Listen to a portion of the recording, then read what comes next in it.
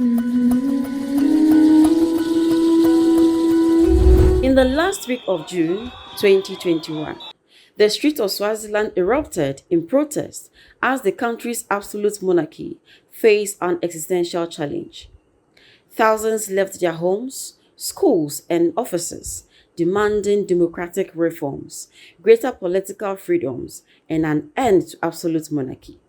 The tension had been building up for weeks.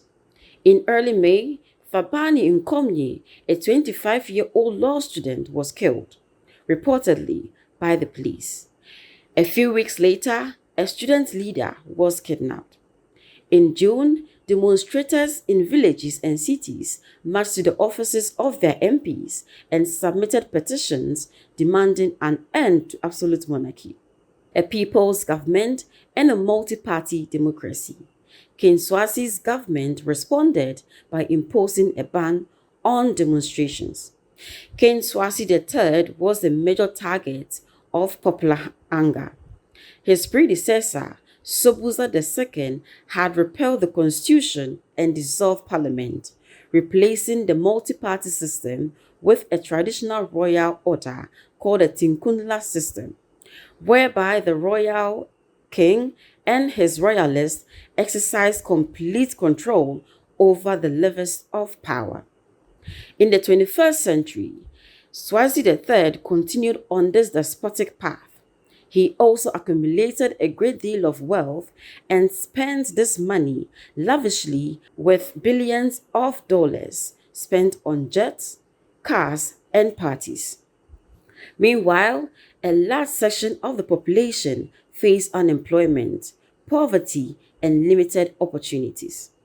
This combination of royal arrogance, crackdown on democracy, attack on protesters, and poor economic opportunities was waiting to explode. Towards the end of June, the people decisively took matters into their hands. Despite Swazi's ban on protest only intensified. Parties like Budemo and the Communist Party of Swaziland, trade unions like Tukosa, and organizations like the Swaziland National Union of Students led the uprising. The protests were especially unique because, for the first time, they were not confined to the urban areas and spread like wildfire to the villages. By June 28th and 29th, the situation hung in balance. Reports emerged of Swazi fleeing the country.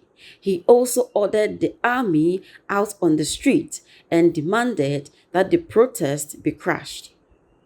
The repression on the protesters saw them respond by targeting properties belonging to the royal family.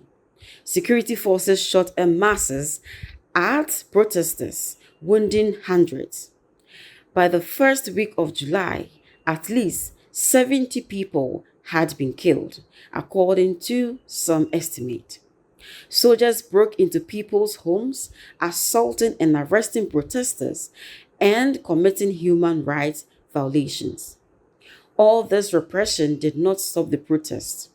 They continued in the following month and in the following years, braving repression and state violence. More than 5 years later, the question raised in 2021 remain unresolved.